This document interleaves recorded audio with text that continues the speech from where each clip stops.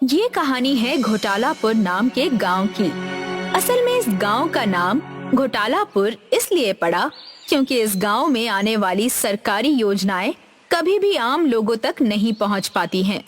बेटा डमरू, मैं तो ये सोच सोच के परेशान हूँ कि आखिर इस गांव में ये चल क्या रहा है। तुम किस बारे में बात कर रही हो माँ? ज्यादा भोले मत बनो बेटा। मैं इस गांव के विकास कार्यों और सरकार से मिलने वाली सरकारी योजनाओं के बारे में बात कर रही हूँ। तुम इस सब में मत पड़ो माँ। वैसे भी अब तुम्हारी उम्र हो गई है, तुम्हें अब बैठकर आराम करना चाहिए। खामखा गांव वालों के झगड़ों के बीच फंसी रहती हो। वो सब मुखिया का काम है, उन्हें ही करने दिया करो। मुखिया तो इंसाफ दिलाने के लिए भी पैसे मांगता है बेटा। अब तुम ही बताओ, जिसके साथ गलत हुआ है अगर वो पैसे देने में सक्षम नहीं है तो क्या उसको इंसाफ नहीं मिलना चाहिए? मुझे आपकी ये सही गलत की बातें नहीं सुननी है।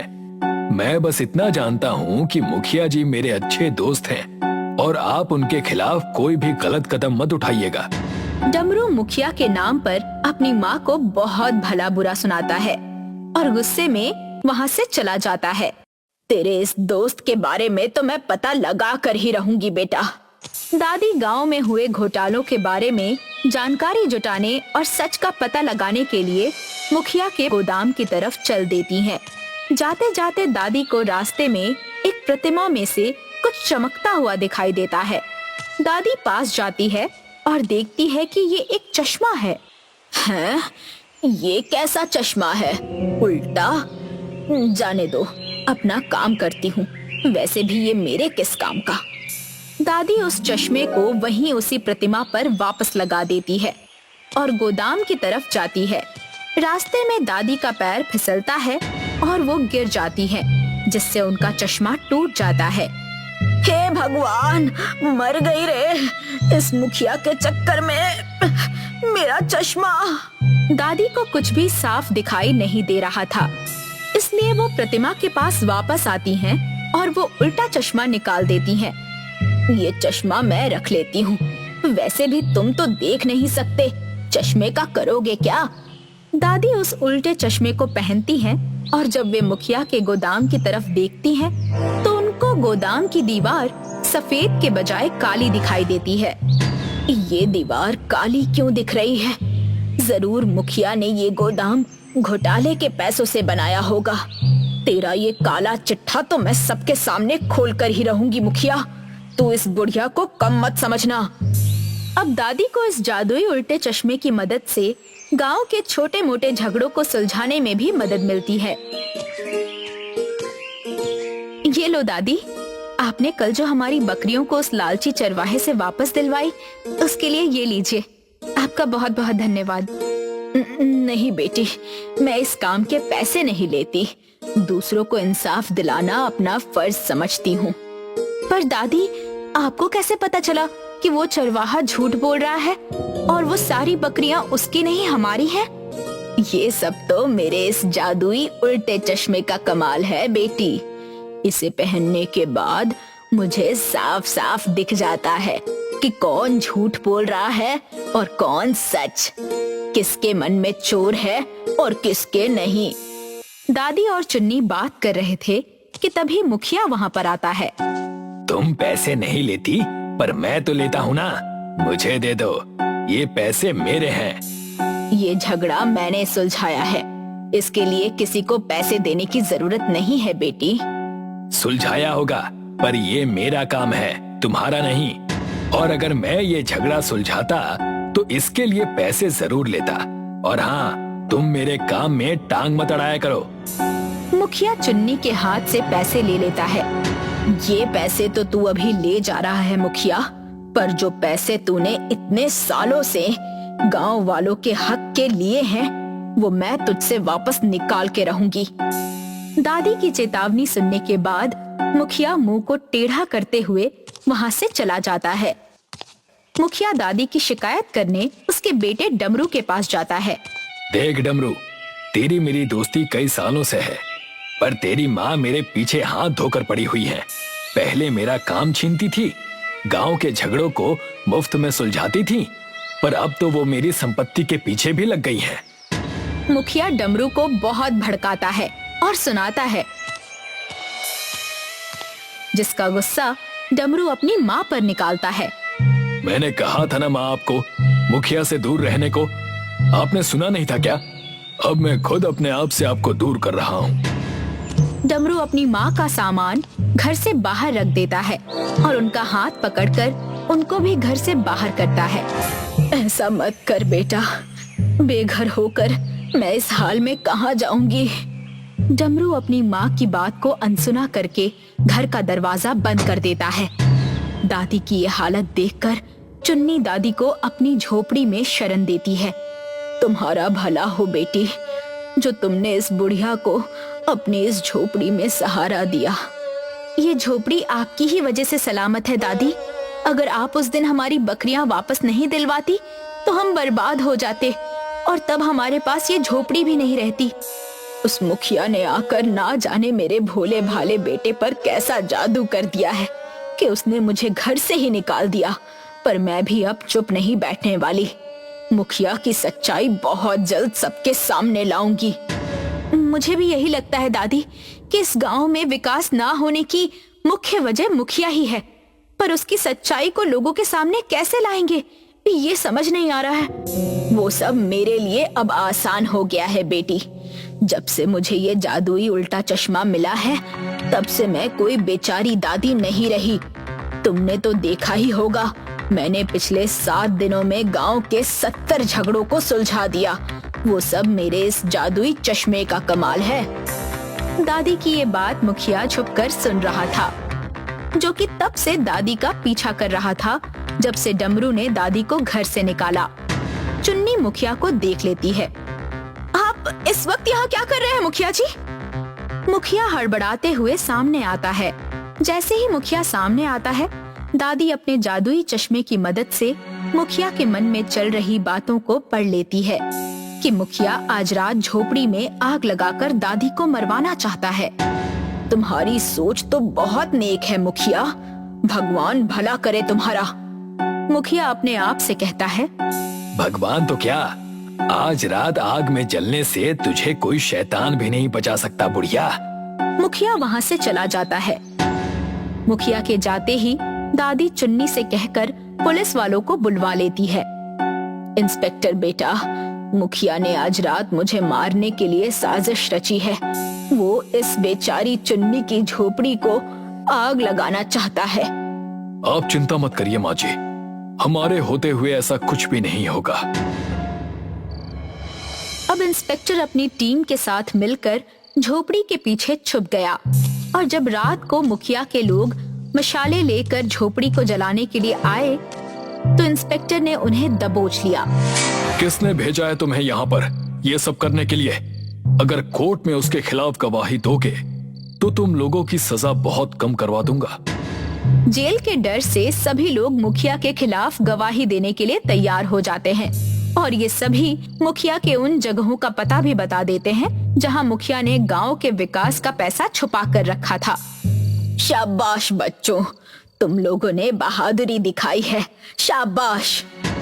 अब पुलिस सभी जगहों पर छापा मारती है और सारा पैसा जब्त कर लेती है और साथ साथ मुखिया को गिरफ्तार कर लेती है। अब डमरू दादी के सामने आता है और दादी अपने जादुई चश्मे से उसके मन के अंदर भी झांक लेती है। डमरू बेटा, तू भी मुखिया से मिला हुआ है। अच्छा किया तूने जो मुझे उस दिन घर से निकाल दिया। मुझे ऐसे घर में रहना बिल्कुल भी मंजूर नहीं था जो लोगों का हक मार कर बनाया गया हो। दादी अब डमरू को भी पुलिस को सौंपने की बात करती है। पर दादी, डमरू भैया तो आपके बेटे हैं, उनसे गलती हो गई होगी, उन्हें माफ कर दीजिए। नहीं बेटा, उससे गलती नहीं हुई, उसने गुनाह किया है, गांव वालों के भविष्य के साथ खिलवाड़ किया है। और अगर मैं आज ममता के लालच में आकर अपने बेटे के गुनाहों पर पर्दा डालूंगी तो मेरा इंसाफ आज ही मर जाएगा। दादी की आंखों में आंसू आ जाते हैं और वो रोते हुए पुलिस वाले से कहती है, ले जाओ बेटा, ले जाओ इसे मेरी नजरों के सामने से। मैं ये सोचकर जी लूंगी कि मेरा कोई बेटा है ही नहीं, बस एक बेटी है। इतना कहते हुए दादी चुन्नी को गले लगा लेती है और पुलिस डमरू को ले जाते हैं। दादी, आप बिना मतलब और स्वार्थ के गांव वालों के हित में सोचती हैं, इसलिए अब मुखिया के जाने के बाद गांव को संभालने की जिम्मेदारी आपकी। सभी गांव वाले चुन्नी की इस बात से सहमत होते हैं और अब दादी को गांव का मुखिया बनाया जाता है। तभी इंस्पेक्टर अपनी गाड़ी में गांव वापस आता है। माजी, मैं वो सारे पैसे गांव को वापस करवाना चाहता हूँ जो कि मुखिया ने हड़प लिए थे। आप इन पैसों को गांव के विकास में लगवा दीजिएगा। इंस्पेक्टर सारा पैसा देकर वहाँ से जाने लगता है, पर दादी उसे रोक लेती है। ये लो बेटा, ये जादुई उल्टा चश्मा है। गुनहगारों को पहचानने में ये तुम्हारी मदद करेगा। मुझसे ज्यादा तुमको इसकी जरूरत है। इंस्पेक्टर दादी से वो चश्मा लेकर गांव से चला जाता है। अब दादी उन पैसों को गांव के विकास में लगवाती है। साथ ही गांव का नाम घोटालापुर से बदलकर विकासपुर रखा जाता है और दादी अब अपने गांव के झगड़ों को सुलझाती है। साथ ही बुरे लोगों को सजा मिलने से गांव में अब झगड़े भी बहुत कम होने लगे थे। प्रवाहिनी नदी के किनारे बसा हुआ धाराकुंज गांव हर साल की तरह खिला हुआ था और उसी गांव के पहाड़ों के नीचे बसे हुए घर पर रहती थी मेघा नाम की एक दयालु बुढ़िया, जिसे खासकर गांव के बच्चे खूब पसंद किया करते थे। वो हर दिन गांव के बच्चों को नई नई कहानियां सुनाया करती थी। बच्चों, जाओ अभी घर जाओ, तुम्हारे माता पिता चिंता कर रहे होंगे। दादी माँ, एक और कहानी सुनाइए ना। पीहू, बहुत देर हो गई है, बाकी की कहानी कल सुन लेना। उसी वक्त पीहू की माँ प्रिया और पिता चंदन मेघा के घर आते हैं और प्रवाहिनी नदी के विषय में मेघा से बात करने लगते हैं। बेटी पीहू, जाओ घर जाओ, हमें दादी जी से कुछ बात करनी है। ठीक है माँ। माँ जी, साल का वो महीना आ चुका है जब प्रवाहिनी नदी का पानी अपने स्तर से ऊंचा उठता है और इस गांव में बाढ़ आ जाती है। और ये बाढ़ तो हमारे पूरे गांव वालों की खेती खराब कर देगी और प्रधान जी इसमें हमारी कोई मदद भी नहीं कर रहे। जानती हो बेटी, सरकार बाढ़ की भरपाई के लिए जो पैसे भेजते हैं वो ये प्रधान अपनी जेब में भर लेता है, मगर तुम फिक्र मत करो, ये सब मैं संभाल लूंगी। जी माता जी, हर साल की तरह इस साल फिर से गांव में बाढ़ आ जाती है और लोगों के खेत खलिहान को पूरी तरह से बर्बाद कर देती है और गांव वाले ये सब देखकर रोने लगते हैं। अब हम और हमारे बच्चे क्या खाएंगे? अब हमें भूखा सोना पड़ेगा। जब वो लोग ये बातें कर रहे होते हैं तभी मेघा उनके बीच आ जाती है और उन्हें देखकर सारे गांव वाले खुश हो जाते हैं। क्या हुआ, तुम सब रो क्यों रहे हो? हर साल की तरह इस साल भी प्रवाहिनी नदी ने हमारे गांव को बाढ़ का तोहफा दिया है। ये प्रकृति की रीति है और हम चाहे जितना भी रोएं, हम प्रकृति के खिलाफ नहीं जा सकते। आप सही कह रही हैं माँ जी, अब आप ही हमारी मदद कर सकती हैं। मैं जरूर तुम्हारी मदद करूंगी, मगर ये तो बताओ कि ये प्रधान जी कहीं दिखाई नहीं दे रहे हैं। प्रधान जी तो पहले ही यहाँ से जा चुके हैं, ये कहकर कि सरकार से मदद की दरखास्त करने जा रहा हूँ। समय पर छोड़कर चले गए ये प्रधान जी। मेघा अपने साथ एक सुंदर सा मटका लेकर आई थी जिसमें हाथ डालकर जो निकालो वो निकल जाता था। मैं आप सबको वचन देती हूँ कि इस गांव में कोई भी भूखा नहीं सोएगा। इस पूरे गांव को खाना खिलाने का जिम्मा मेरा है, जब तक गांव के खेत और खलियान फिर से ठीक ना हो जाएं। जरूरत के खेती के बीज भी मैं तुम लोगों को दूंगी, मगर एक वचन देने पर। कैसा वचन? कि तुम सब एक दूसरे की मदद और एक दूसरे का दुख में साथ दोगे। गांव वाले ये सुनकर बहुत खुश होते हैं और मेघा को वचन देते हैं कि हम एक दूसरे की मदद करेंगे और आगे से सारे गांव में एक बार और मेघा का नाम ऊंचा हो जाता है। पूरे गांव के लिए खाने के लिए चावल और दाल मेघा के घर से जाने लगता है। मेघा का जादुई मटका एक बार फिर गांव को बचा लेता है और धीरे धीरे गांव के खेत ठीक हो जाते हैं और बच्चे फिर से मेघा के घर कहानी सुनने आते हैं। दादी जी, हमें इस मटके की कहानी सुनाइए ना। बेटा, किसी और दिन सुनाऊंगी, बड़ी लंबी कहानी है। तभी वहाँ पीहू के माता पिता आ जाते हैं। हाँ माँ जी, हमें भी जानना है कि इस मटके का राज आखिर क्या है।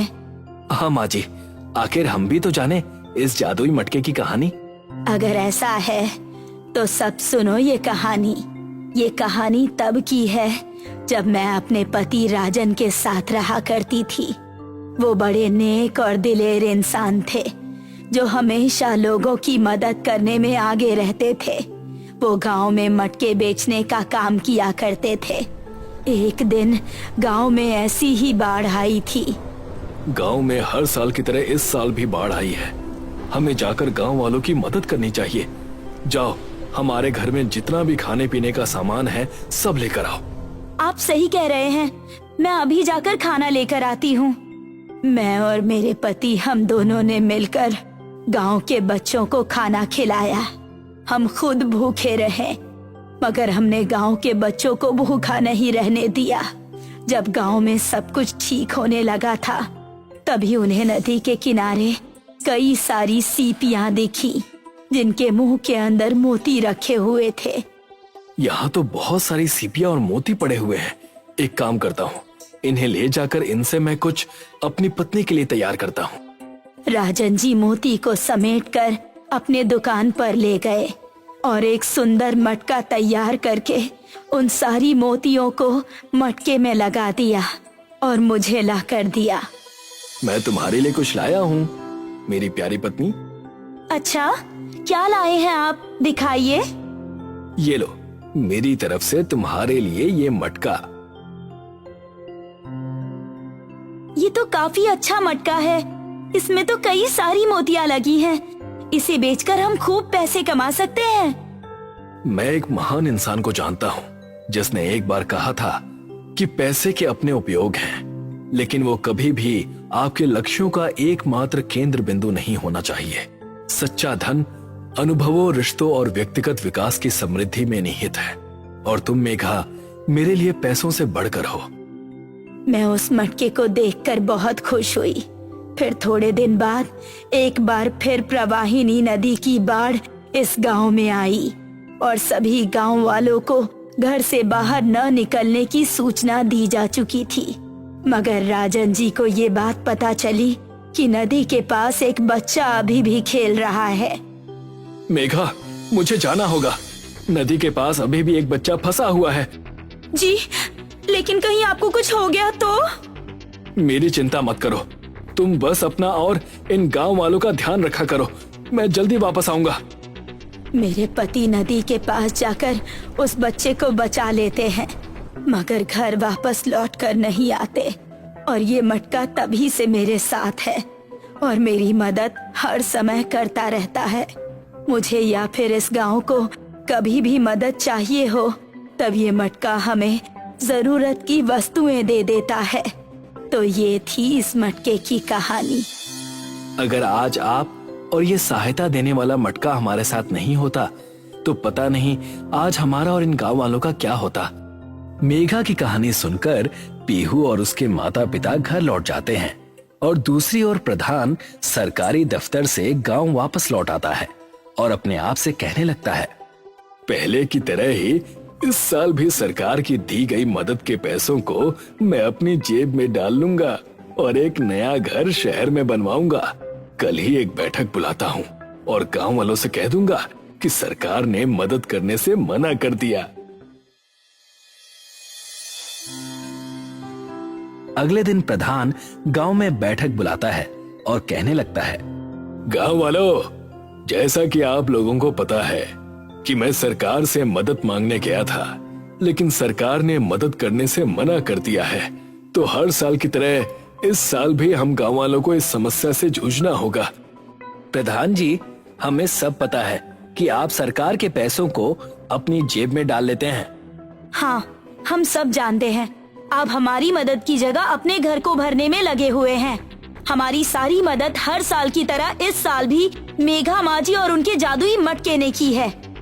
हमारे गांव में खाना पानी सब उनके घर से आता है, और यही नहीं, खेत खलिहानों में बीज बोने के लिए बीज भी मेघा माजी ही देती हैं। हमारी असली प्रधान तो वही है। ये सुनकर प्रधान गुस्सा हो जाता है और सोच में पड़ जाता है। इस मेघा बुढ़िया ने तो मेरी नाक में दम कर रखा है। ये सब उसके जादुई मटके का कमाल है। उसके मटके को ना मुझे फोड़ना होगा।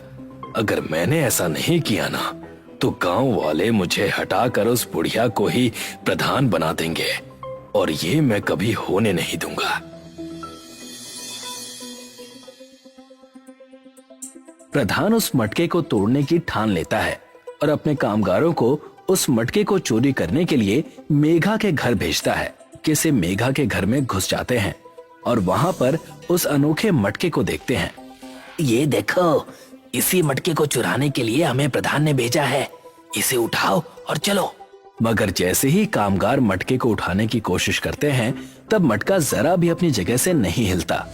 ये तो जरा भी नहीं उठ पा रहा है। मैं तो इसे हिला भी नहीं पा रहा। तुमसे एक मटका नहीं उठ रहा है, रुको मैं उठाता हूँ। हाँ, कर लो कोशिश। कामगार मटके को उठाने की कोशिश करते हैं मगर उनसे वो मटका हिलता तक नहीं है, और दोनों प्रधान के पास जाते हैं और ये बात बताते हैं। तुम दोनों को एक काम दिया था, वो भी तुमसे नहीं हुआ। लगता है अब मुझे ही जाकर मटके को ठिकाने लगाना होगा। प्रधान एक लकड़ी का डंडा लेकर मेघा के घर पहुंचता है और वहां उसे वो मटका दिखता है। जैसे ही मटके पर प्रधान लकड़ी के डंडे से वार करने वाला होता है, उसी वक्त मटके से आवाज आती है। रुको प्रधान, और ध्यान से देखो जो मैं तुम्हें दिखा रहा हूँ। क्या इन बच्चों की चिलचिलाहट तुम्हारे घर और धन से बढ़कर है? और क्या तुम्हारी खुशी गांव वालों की खुशी से बढ़कर है? जवाब दो प्रधान। जी बिल्कुल नहीं है। मुझसे बहुत बड़ी गलती हो गई। मैं अपने स्वार्थ में अंधा हो गया था। मैं सरकार की दी हुई मदद के पैसे गांव वालों को वापस लौटा दूंगा। प्रधान वहां से चला जाता है और आगे चलकर गांव वालों की मदद करने लगता है। उसे ये बात समझ में आ जाती है कि हर मुश्किल का सामना करने से ही असली जीत मिलती है, और जब साथ हो मदद और अच्छाई तो कोई भी रास्ता मुश्किल नहीं